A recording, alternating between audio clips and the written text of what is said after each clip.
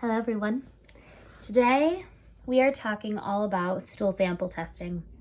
I know, our favorite topic. I know. So I'm Kylie from Strata Nutrition, Integrative and Functional Dietitian. We specialize in gut health over here, and what I want to go through with you today is, along with my morning coffee, as we do here, talk with you about what the hell is a stool sample test?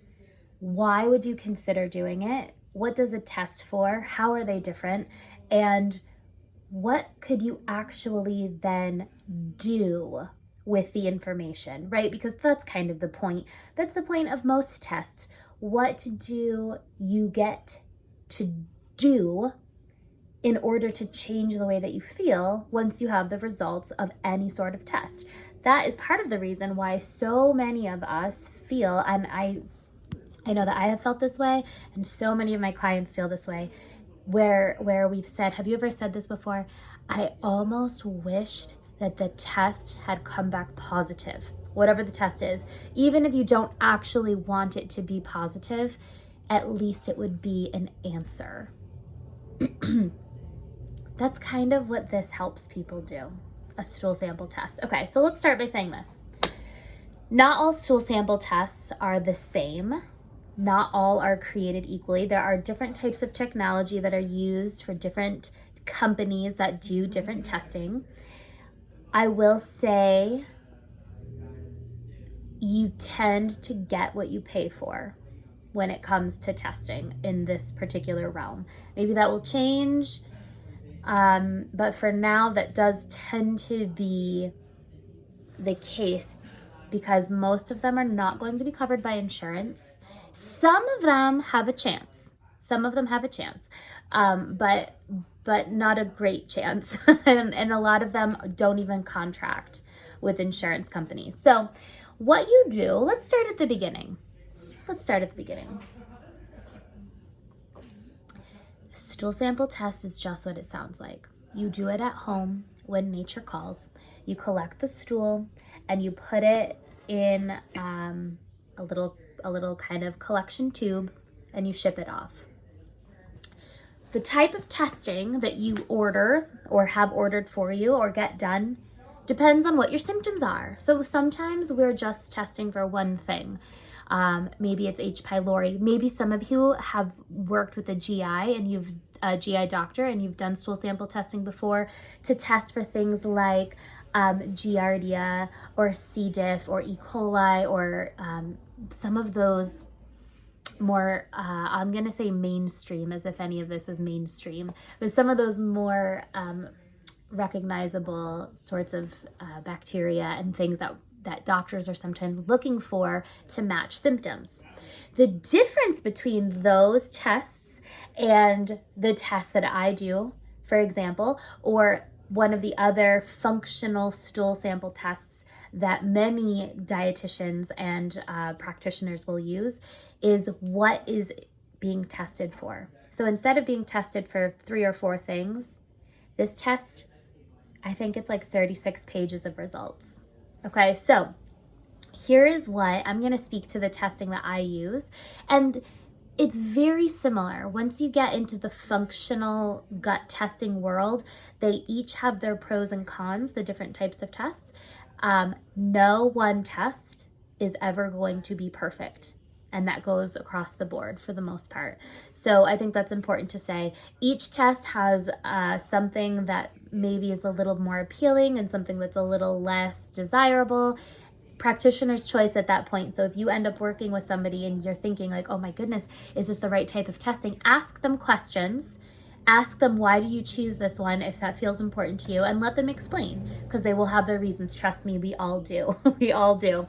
So the testing that I use for my clients, this is the type of information that we are gathering. This is why this testing is so huge. It maps out the blueprint, okay?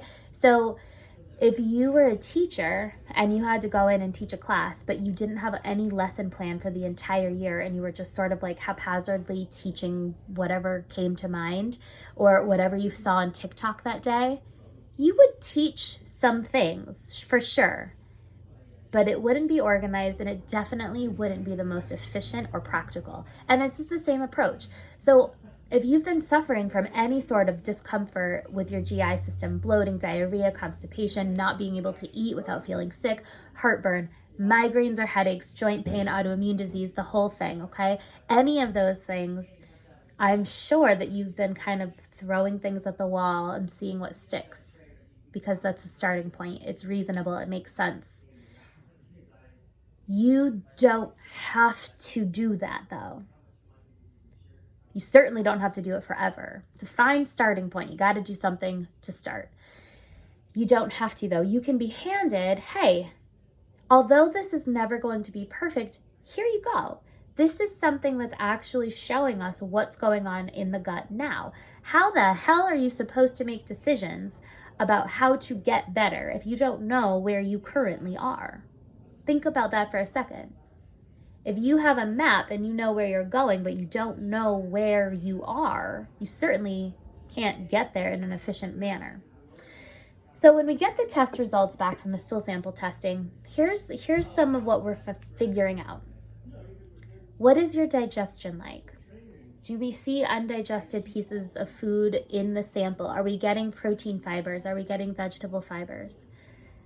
Do we see that your pancreas is releasing the appropriate amounts of digestive enzymes? If not, why?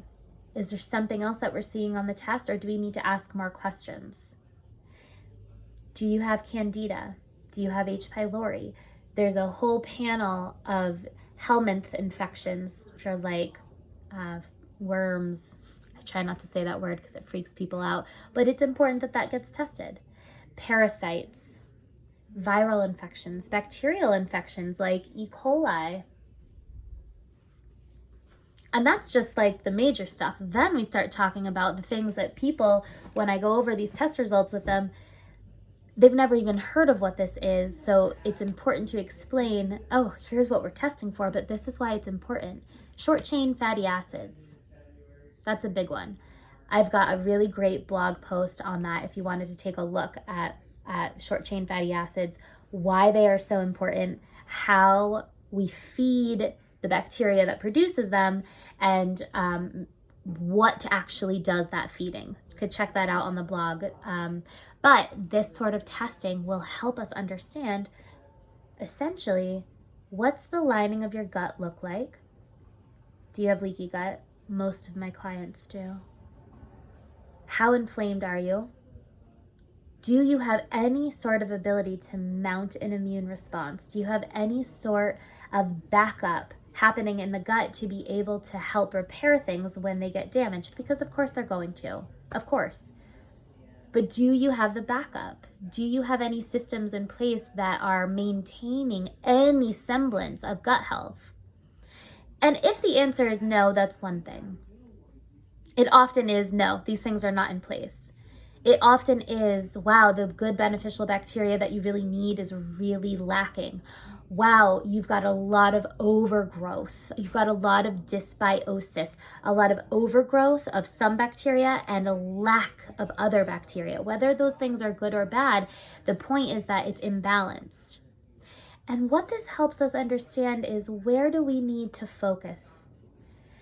Maybe your digestion is just fine, but you have been thinking, well, I've got to take a digestive enzyme, and I have to take a probiotic, and I have to take a this, a that. And if you're not feeling better, this test is going to help us understand exactly why. So it helps us narrow down what we are looking at. What do the priorities need to be?